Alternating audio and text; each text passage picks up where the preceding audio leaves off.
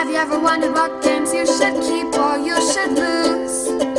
Find out here at Purge Reviews. Solaris is one of those games, it's by Queen Games, it just kind of makes me chuckle.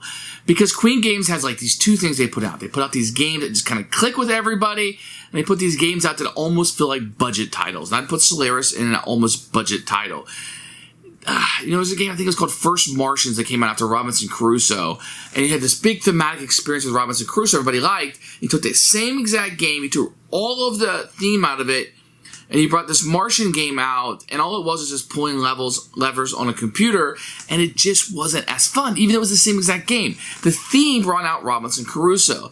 And I feel like Solaris has a little bit of space, can be very dull. And if you don't have the adventure side of space, like the Star Wars, the Western, if you don't have that type of space, it can be very dull. I mean, you're in a spaceship, and you're pressing this lever to do this, and you press this lever to do that. And that feels like what Solaris is. It's almost like that movie Solaris that is like a thinky space, but at the end of the day, it's boring, but you want to be pretentious and say you like it because you're supposed to if you want to be an intellectual, but it's just boring. And Solaris is like that. I feel like I'm moving this to move that to move this, and none of it's very interesting. None of it feels like it has a purpose to what I'm doing. And I feel like that's what this is. It didn't draw me in enough. The components didn't do enough for me. And I was left with a very bland experience. I guess my decisions were okay. I guess they were interesting of these different aspects of the spaceship that I could interact with. But never felt like I was interacting with it. I felt like I was pushing this button to move this lever. And I'm almost like a rat in a machine. Didn't work for me. Solaris was very bland, very boring. It's a budget title, but one I would tell you to probably just disappear this one from existence. Definite purge for me. Here is Solaris by Queen Games. You can see a pretty striking cover there that you're going to have there. When you open up, you're going to get a rule book, which we'll take a look at in a few minutes. You're going to get one of these little inserts here. You're going to have some of these space stations. As with most Queen Games, the cardboard is fantastic. The components are really good. You're going to have these bridges that you're going to put through, and these little space shuttles that will be out. Everything looks really great. The cards are usual Queen quality. You know, the artwork on them are blah. The graphic design is alright. I mean, it's kind of boring to look at after a while. But really, you're going to have these little wooden circles.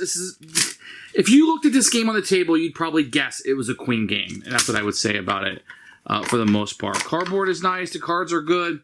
Everything's about what you think it would be for a Queen game. So here's a rulebook for Solaris. You can see it's a really big rulebook, as Queen normally does. A picture of all of the components over here, what you're going to have, and a picture of setup. Then you're going to have a sequence of plays, details. Really, this is the whole game right down here, what you'll be doing. Then the rest of it color-coded, which I always love that Queen does, with pictures and examples down here. They will go through each of the examples. This is the big one because it'll explain all of the stations that you're going to be doing in the game. And then you're going to have the end of the game, end of the round, end of the game, and the scoring, and then the variants that you're going to have at the end. This is kind of what the game will look like set up. So you're going to have these 6 stations with these bridges going beside them, and you're going to have this in the middle that will kind of hook up with the space shuttles. So the game is very easy. First person to get to 7 up here will end the game, then whoever has the most will win. So 7 is going to be the trigger, and you're trying to get the energy up to that amount. So on your turn, you have 1 of 5 actions you can take. The first action you can do is play cards, and if you have like 2 of these green ones, so there's 5 actions you can take in the game, and the first possible one is you can play cards. So you can play cards that match the icons of these locations, and what that will let you do is move up. So if you're playing this, you can move up 1, 2, 3, based on the number of cards that you would play, and that will gather you more energy at any of the places that you'll have. And all the energy you're going to be having, you're going to be utilizing this energy to do different things. The second thing you can do is you can redirect. If you play a color, so if I were to play a pink and it matches the bridge, then I could transfer 1 from over here and increase over here. So that bridge, that's the second thing you can do, is play the bridge color and then transfer it back and forth. Third thing I can do, if I don't like a card I have, I can just discard the card, and I would just draw the top card from the top of the deck, and now I have a new card, and that's an action that I can do in the game. The fourth possible action is just to pass and do nothing, although I don't recommend doing that very often in this game. The fifth thing you're going to do is you're going to activate one of the locations, right? And you're going to have energy in these locations. You're going to utilize the energy in order to do different things. For example, this one, if you use energy, you can put the space shuttle out. And you can put the space shuttle out somewhere, and that will at some point allow you to direct the energy into the laser. At the energy deck here, you can spend cards. For every 2 cards, you can spend energy elsewhere and increase that. At the headquarters location, which will be down here, you can spend energy in order to draw cards from the top of the deck.